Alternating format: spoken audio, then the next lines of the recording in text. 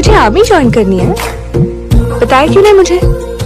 क्योंकि तू उस किस्म की लड़की लगती नहीं है जो आर्मी ज्वाइन करने वाले लड़कों को डंप कर देगी। नहीं, मैं वैसी लड़की नहीं हूँ। लेकिन बंदा अगर मुझे अपनी दिल की बात ना कहे तो उसे डंप करने में मैंने 2 महीने नहीं लगने। समझ आई? एक तमन्ना इस जीवन की मैं आर्मी की नौकरी पाऊं, कि एक तमन्ना इस जीवन की मैं आर्मी की नौकरी पाऊं और लद्दाख हो ड्यूटी मेरी, चाहे ड्यूटी के दिन शहीद हो जाऊं।